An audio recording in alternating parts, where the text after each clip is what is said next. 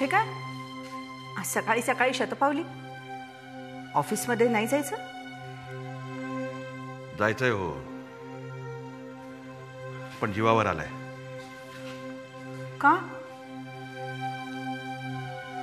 का काय, तिकडे गेलो की तो गोवर्धन असेल, काहीतरी विचारणार, बोलणार, आणि नेमकं हेच आम्हाला टाळायचंय. अहो पण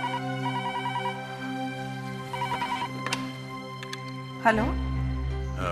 बहिणी, मी गोवर्धन बोलतोय. पद्माकर साहेब आहेत का?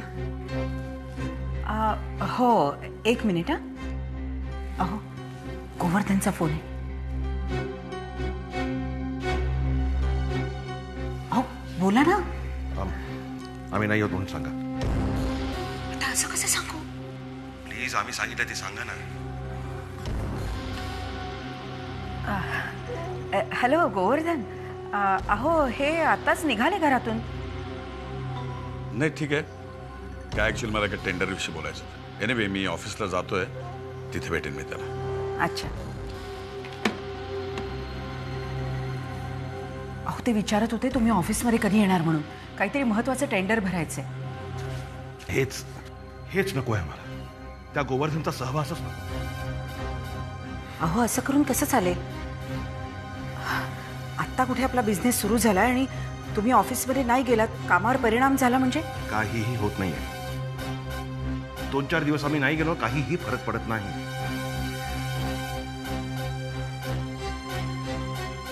तुम्हाला काय वाटतं, घरी राहून तुमचं मन शांत राहील? हे बघा, सध्या आमची मनस्थिती बरोबर नाहीये. एकदा आमचं मन शांत झालं ना की आम्ही जाऊ. पद्माकर, घरी बसून मन शांत राहणार आहे का? मला नाही वाटत. उलट मला असं वाटतं की तुम्ही एकदा गोवर्धनशी बोला. त्यांची काय बाजू आहे तीही ऐकून घ्या ना. कदाचित मन मोकळं झालं ना की तुम्हाला शांत वाटेल. नाहीतर मग तुम्ही कुठेही गेलात ना तरी हे विचार तुम्हाला त्रास देत राहतील.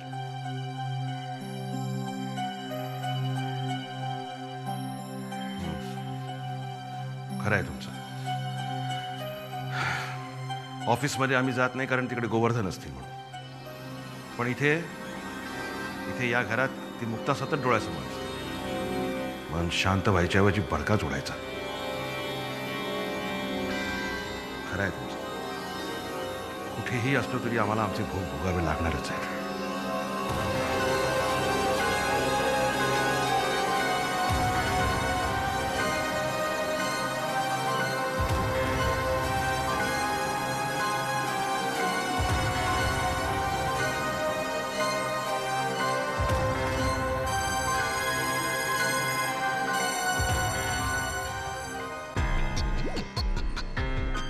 हो येस, डोंट वरी गोवर्धन. हो मी लगेच सुरू करतो. या लगेच. पांडे सर. पांडे, गेल्या वर्षी मुक्ता प्रभूच्या ॲक्सिडेंटची फाईल जी आपण बंद करून ठेवली ना, ती माझ्याकडे घेऊन या. Right sir. पण सर, वर्षभरानंतर ती केस पुन्हा आपण ओपन का करतो सर?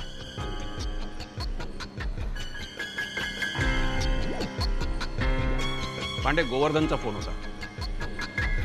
गोवर्धन म्हणजे मुक्ता प्रभूचे वडील. Is a good friend of mine. त्यांनी फार शॉकिंग बातमी दिली. काय सर? पांडे, मुक्ता प्रभूचा ॲक्सिडेंट म्हणून जरी ही केस रजिस्टर्ड असली तरी ॲक्च्युली तिच्यावर बलात्कार झाला होता.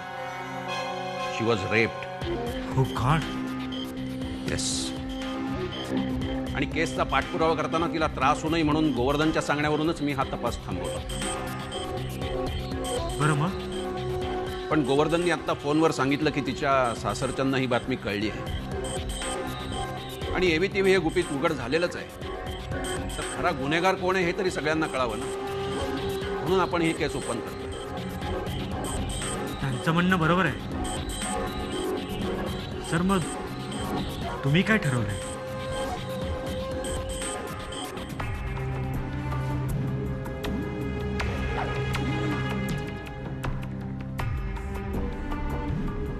आधी मुक्ताला तर भेटतो. बघू काय हाताला लागतं का.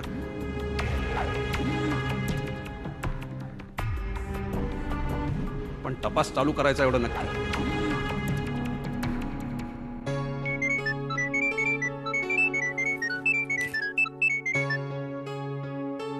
बोला अरुणराव. काय मेघना वहिनी, कशा आहात? मी जर म्हटलं मी मजेत आहे तर ते मी खोटं बोलत असेल.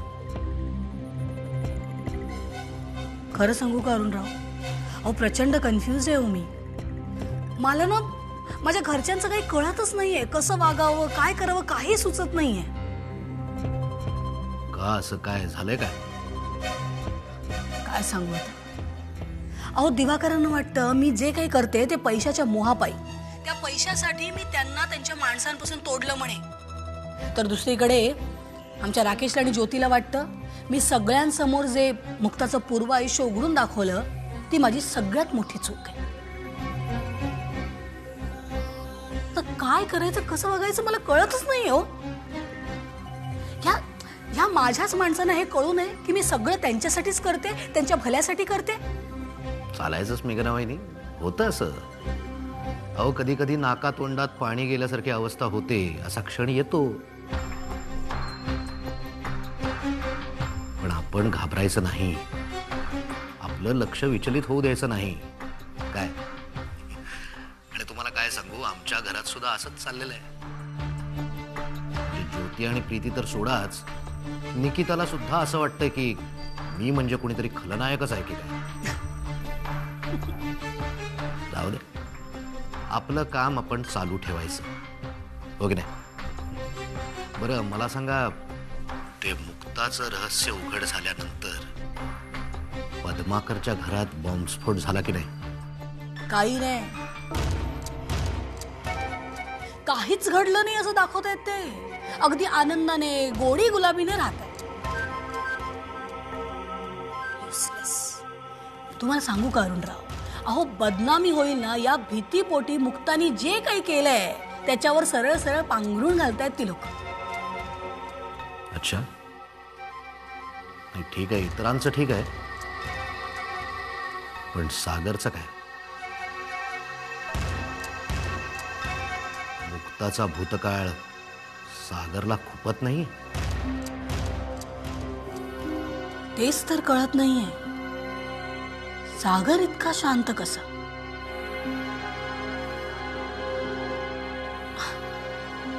काही नाही अरुणराव, तेही कळेल, लवकरच कळेल. ठीक आहे, पण तुम्हाला कळलं की मला सुद्धा कळवा.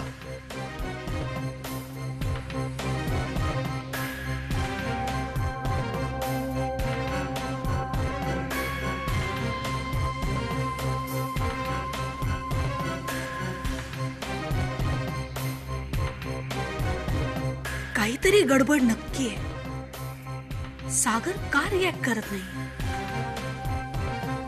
कळेल, तेही कळेल.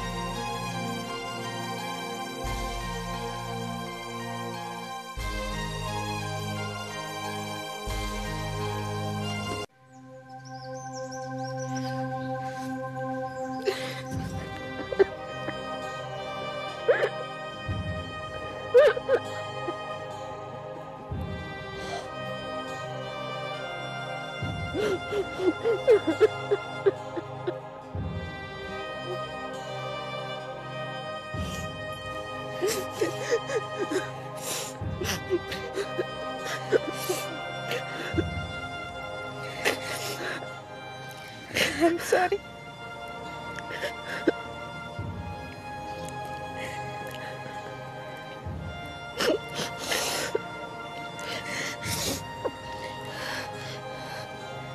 मला पुसटची जरी कल्पना असती ना तरी मी हे सगळं थांबवू शकले असते.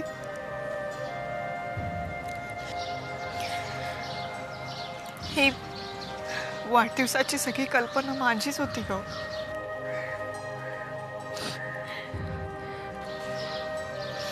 मला असं वाटलं होतं आपण सगळे परत भेटू,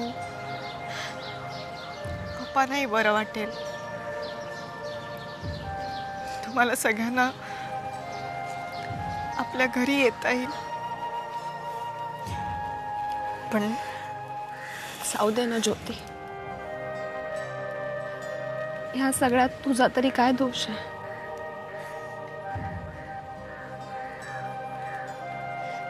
जे नशिबात लिहिलेलं असतं ना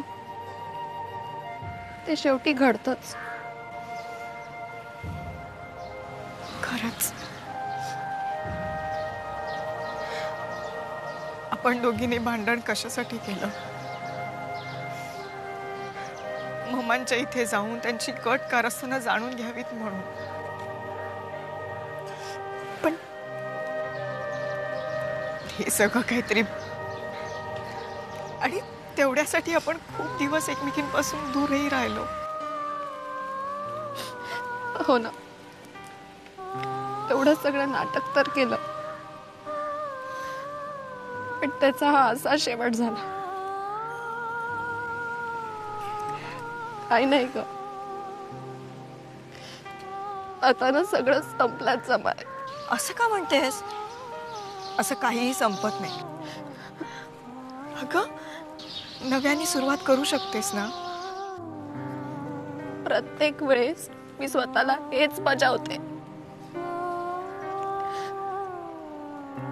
पण अशी नव्याने सुरुवात मी कितीदा करणार आहे?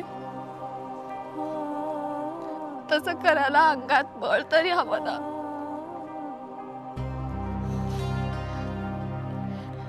आता ना मला असं वाटतं,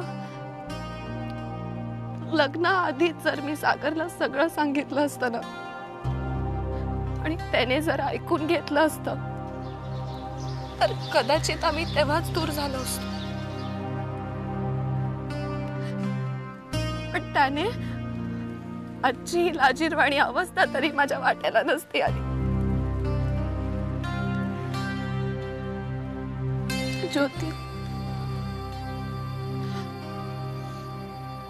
तूच एकटी आहेस जिच्या जवळ मी माझं मन मोकळं करून बोलू शकते.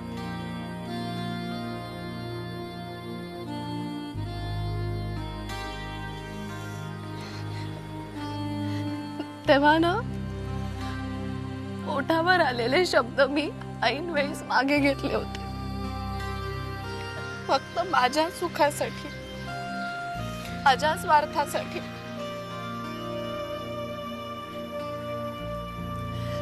पण आता मला कळलंय, माणसाचा भूतकाळ कधी ना कधीतरी समोर येतोच.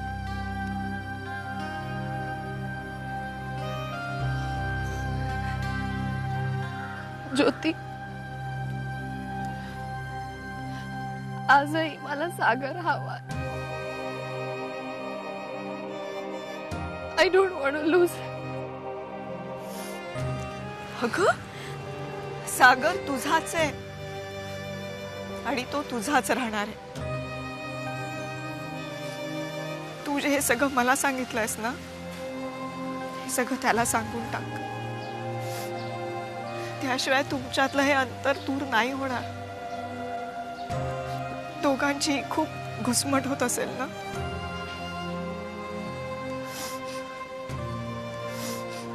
बोलून टाक सगळं. डोंट वरी. सागरचं तुझ्यावर विलक्षण प्रेम आहे आणि आय एम शुअर तो तुला नक्की समजून घेईल.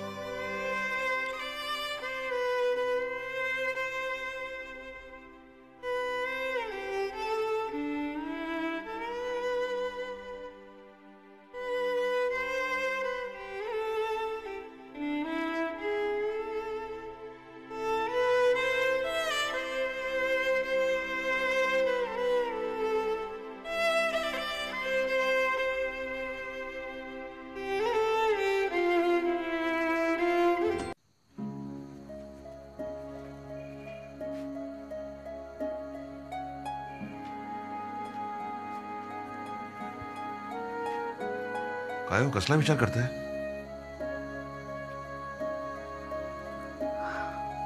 कसला नाही,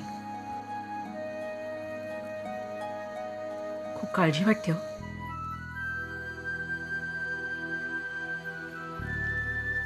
खरं सांगू,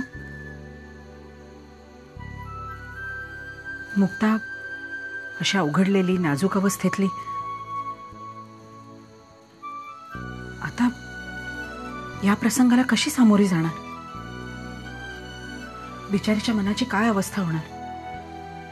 तिच्या मनाचा किती कोंडमारा होईल? खूप काळजी वाटते मला तिची. अहो शालिनी, तुम्हाला मुक्ताची दया येते, पण तुमच्या मुलाचा विचार येत नाहीये मनात. त्याचाही तेवढाच कोंडमारा होणार आहे. आता पूर्वीसारखं प्रेम करू शकेल तो तिच्यावर? आपली बायको म्हणून स्वीकार करू शकेल तिला? अहो हे ओझं घेऊन जन्मभर त्यालाही जगायचं आहे. काय बोलताय तुम्ही पद्माकर? मुक्ताविषयी तुम्ही इतकं कठोरपणे कसं बोलू शकता? मुक्तावर अन्याय झाला, तिने कोणतंही पाप केलेलं नाहीये. पद्माकर, आपल्यालाही एक मुलगी घडू नाही, पण तिच्या बाबतीत हा प्रसंग आला असता तर तिला तुम्ही असं बोलला असता, असं वागला असता तिच्याशी?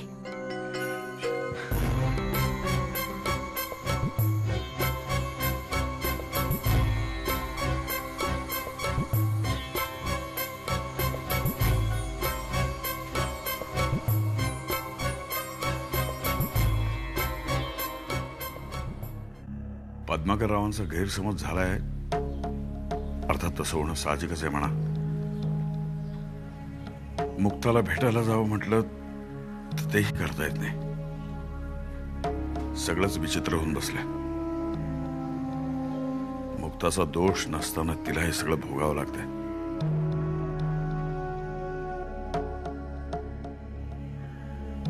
जयंतला सांगून केस रिओपन करायला लावली खरी, पण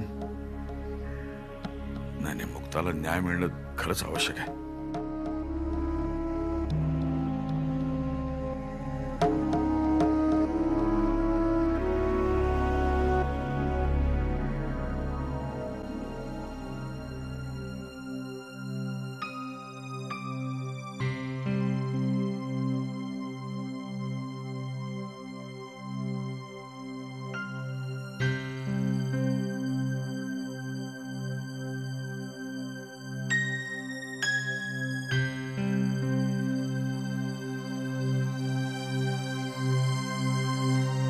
सागर,